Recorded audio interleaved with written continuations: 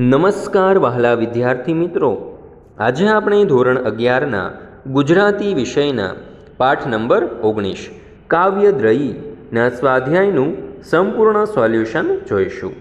જોઈએ પહેલો ખીલા. પ્રશ્ન નંબર 1. નીચેના પ્રશ્નોના એક વાક્યમાં ઉત્તર લખો.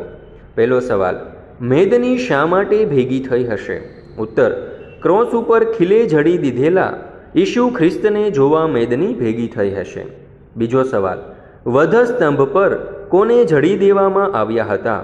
ઉત્તર, વધસ્તંભ પર ઈસુ ખ્રિસ્તને જડી દેવામાં આવ્યા હતા. ત્રીજો સવાલ, ખીલા સામે જોઈને લુહાર એક શ્વાસે શું બોલે છે? ઉત્તર, ખીલા સામે જોઈને લુહાર એક શ્વાસે બોલે છે કે મેં આ ખીલા તો મકાન બાંધવા માટે ઘડ્યા હતા. અરે, અહીં તો આ ખીલા પર ઈસુ ખ્રિસ્તને જડી દેવાયા. પ્રશ્ન નંબર 2. નીચેના પ્રશ્નોના 3-4 વાક્યમાં ઉત્તર લખો. પહેલો સવાલ, કૌંસમાં આપેલી કાવ્ય પંક્તિ દ્વારા કવિ શું કહેવા માંગે છે? ઉત્તર, ખીલા કાવ્યમાં કવિએ કૌંસનો વિશિષ્ટ ઉપયોગ કાવ્યના ગૂઢ સંદેશને વ્યક્ત કરવા માટે કર્યો છે. વૃદ્ધ લુહાર પોતાના હાથે ઘડેલા ખીલા વડે વધસ્તંભ ઉપર જડેલા ઈસુ ખ્રિસ્તને જુએ છે. તે ઈશુના દેહમાંથી લોહી નીતરતું જુએ છે. કવિ ઈશુના કરુણાસભર ક્રોસ પર લોહી નીતરતા દેહને સૂર્ય અને ચંદ્રના સંદર્ભ દ્વારા અર્થસભર બનાવે છે. આમ કાવ્ય દ્વારા વ્યક્ત થતા માનવજાતના ચિરંજીવી સંદેશને વ્યક્ત કરવા કવિએ કૌંસનો ઉપયોગ કર્યો છે. ત્યાર પછી બીજો સવાલ, લુહાર શું જુએ છે? એનું હૃદય શી વ્યથા અનુભવે છે? ઉત્તર, લુહાર ક્રૂસ પર ઈસુ ખ્રિસ્તને ખીલે જડેલા જુએ છે. તેમના દેહમાંથી લોહી નીતરતું જોઈને તે દ્રવિત થઈ જાય છે. ખીલાનું સર્જન પ્રાણઘાતક બનશે એવું એણે વિચાર્યું નહોતું. એણે તો સારી ભાવનાથી મકાન બાંધવામાં ઉપયોગી થાય એ હેતુથી ખીલા ઘડ્યા હતા. એનો આવો દુરુપયોગ આ વિચારથી એનું હૃદય વ્યતીત થઈ જાય છે.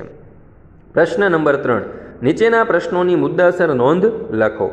ખીલા કાવ્યનો કેન્દ્રવર્તી વિચાર સ્પષ્ટ કરો. ઉત્તર, ખીલા કાવ્યના કેન્દ્રમાં ઈસુ ખ્રિસ્તને વધસ્તંભ ઉપર ખીલે જડી દેવાનો પ્રસંગ છે. આ કાર્ય અવિચારી અને અજ્ઞાની જનોના હાથે થયું હતું.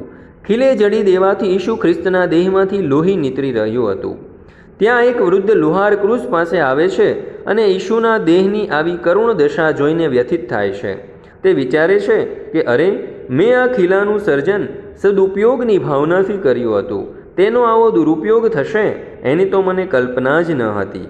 જોકે કવિની દ્રષ્ટિએ ઈસુ ખ્રિસ્તને ભલે ખીલે જડી દીધા, પણ એમના દેહમાંથી નીતરતું લોહી જાણે સૂર્ય જેવું પવિત્ર અને શુદ્ધ છે. એમની આંખો ચંદ્રની શીતળતાના માધુર્યથી શોભે છે.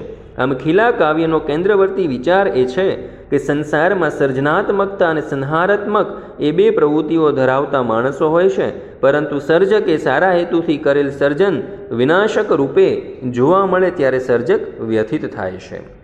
ત્યાર પછી બીજું જોઈએ, હું ચાહું છું. હું ચાહું છું કાવ્યનો ભાવાર્થ તમારા શબ્દમાં આલેખો. ઉત્તર, હું ચાહું છું કાવ્યમાં કવિ સાચી સાહના એટલે કે સાચા સ્નેહનું મહત્ત્વ સમજાવે છે.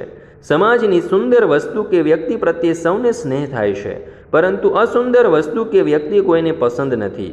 એને કોઈ ચાહતું નથી. કવિને તો સૃષ્ટિમાં જેટલી અસુંદર વસ્તુ કે વ્યક્તિ હોય તેને પણ અતિશય ચાહીને સુંદર બનાવી છે. કારણ કે કવિ જાણે છે કે સંસારના સર્વ નાશવંત સંબંધો કરતાં શાશ્વત સ્નેહ સર્વોપરી છે.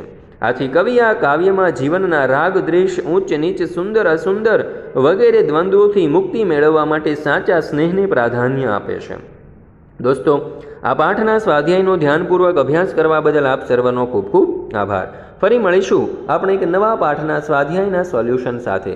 આ વિડીયોના ડિસ્ક્રિપ્શન બોક્સની અંદર ગુજરાતી વિષયના બધા જ પાઠના સ્વાધ્યાયના સોલ્યુશનની લિંક તમને આપવામાં આવેલી છે. તો આ લિંક તમે તમારા મિત્રો, દોસ્તો, ભાઈબંધો વગેરે સાથે જરૂરથી શેર કરજો.